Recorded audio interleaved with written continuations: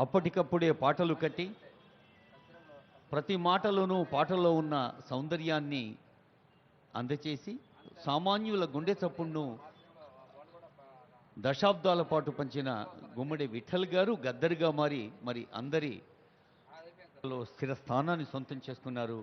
గద్దర్ గారి కుటుంబ సభ్యులకు శుభాకాంక్షలు. అమ్మ విమలమ్మ గారికి నమస్సులు. ఆనరబుల్ సీఎం గారి చేతుల మీదుగా అందచేసిన ఆత్మీయ సన్మానం. రచనలు మనకెప్పుడూ గుర్తుంటాయి స్ఫూర్తిదాయకంగా. శ్రీమతి గూడా హేమనల్లి గారికి శుభాకాంక్షలు, నమస్సులు. జయకేతనం అనే గీతాన్ని అందేశ్రీ రాయటం, సాక్షాత్తు ముఖ్యమంత్రి గారు చూడండి ఎంత ఆత్మీయ ఆలింగన దృశ్యం కనిపిస్తోందో. ముఖ్యమంత్రి స్వయంగా స్టూడియోస్లో కూర్చొని ఆ పాటకి ఒక రూపకల్పన చేయటంలో వ్యక్తిగత శ్రద్ధ తీసుకున్నారు. అందేశ్రీ గారు 2006లో వారికి సినీ నంది అందింది. ముఖ్యంగా 6 ఖండాల నదుల్ని వారు సందర్శించి నదీ భాష విని ప్రకృతిని ప్రేమించిన అందేశ్రీ గారికి సన్మానం.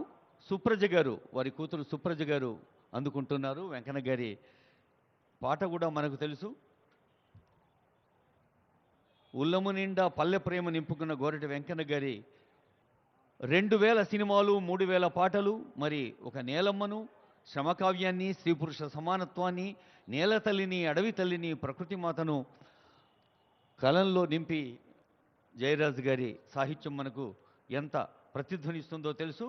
వరిష్ఠ పాత్రికేయులు పాషం యాదగిరి గారు తెలంగాణ తొలి ఉద్యమాన్ని, మలి ఉద్యమాన్ని స్వయంగా పాల్గొన్న ఉద్యమశీలి, హైదరాబాద్ నగరపు నడి ఒడ్డున పుట్టిన బిడ్డడు పాషం యాదగిరి గారు.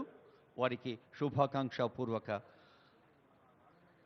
నమస్సులతో ఆనరబుల్ సీఎం గారి చేతుల మీదుగా అందుతున్న సన్మానం. సీఎం గారు, సిఎస్ గారు, డీజీపీ గారు, director department of language and culture, ఇంకా పెద్దలందరూ అందరికీ శుభాకాంక్షలతో.